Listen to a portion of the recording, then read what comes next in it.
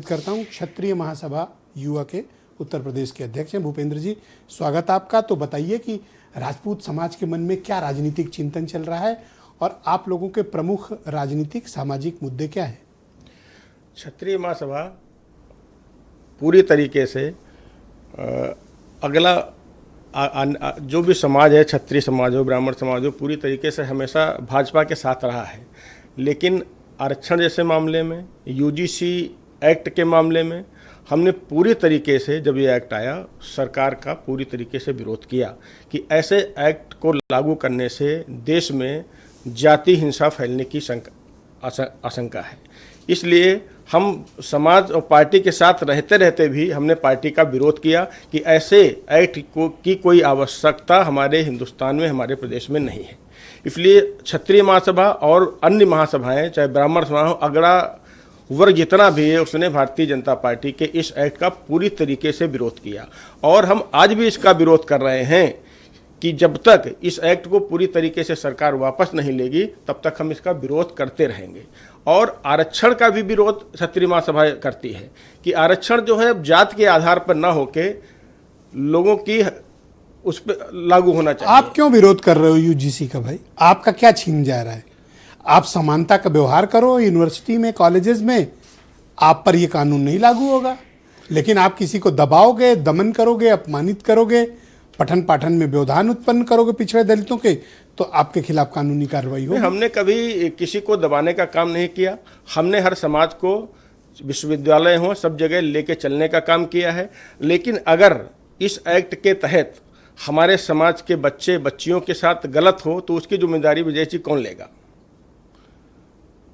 आप बताइए, इसकी जिम्मेदारी कौन लेगा? कोई पिछड़े या दलित समाज का बच्चा हमारी बहन बेटी के साथ में आके उनसे कहता है कि आप मेरे साथ आज घूमना है, टहलना है, रहना है, नहीं तो आपको मैं इस एक्ट के तहत फंसा दूंगा, तो उस समाज के बच्चे, उस समाज की बच्चियां कहाँ जाएंगे? क्या उसके लिए हम अलग यूनिवर्सिटी जो विश्वविद्यालय बनाएं जब उनके पढ़ने जाएं?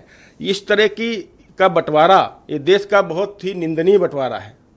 इस तरह की जाति व्यवस्था को बांटने का काम अगर कोई भी पार्टी कर रही है तो बीजेपी तो आप लोगों की आधारभूत पार्टी है, आप लोग मतलब अपर कास्ट की, तो आपके साथ जाति क्यों करेगी? बिल्कुल हमारी पार्टी है। हम लोग भारतीय जनता पार्टी को हमेशा से वोट करते आए हैं और बिल्कुल, लेकिन अगर पार्टी का कोई मुखिया गलत कदम उठाता है तो हम उसका विरोध भी करेंगे। हम सेवा अच्छा देखो, बातचीत से तो नहीं लग रहा कि वापस लेने की कोई बात है।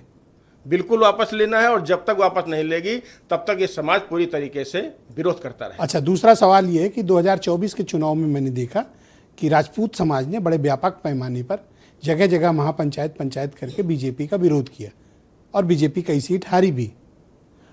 क्या प्रॉपर रिप्रेजेंटेशन आप लोगों को नहीं मिल पा रहा है, ये वजह है, या फिर कोई और कारण से आप विरोध कर रहे थे?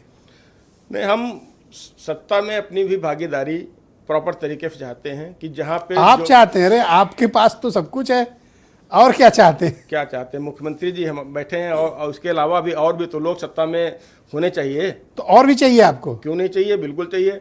क्योंकि राजनीति में राजपूत समाज जितने अच्छे तरीके से, ब्राह्मण समाज जितने अच्छे तरीके से सत्ता को चला सकता है, हमें तो नहीं लगता और लोग नहीं सर, मैं सहमत नहीं हूँ इस बात से कि आप ही सत्ता चला।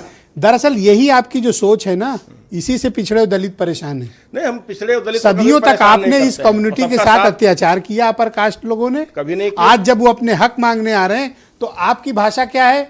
हमसे अच्छा शासन कौन चलाएगा?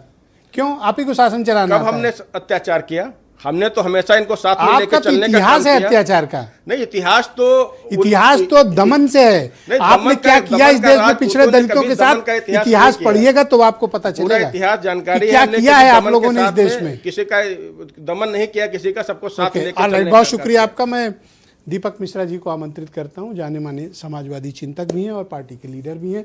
शुक्रिया आपका दीपक जी। तो ये बताइए कि समाजवादी पार्टी ने अपना पी बदल लिया है पीडीए का, और पिछड़ा को डिलीट करके आपने पंडित जी को जोड़ दिया है। अचानक से ये मोहब्बतें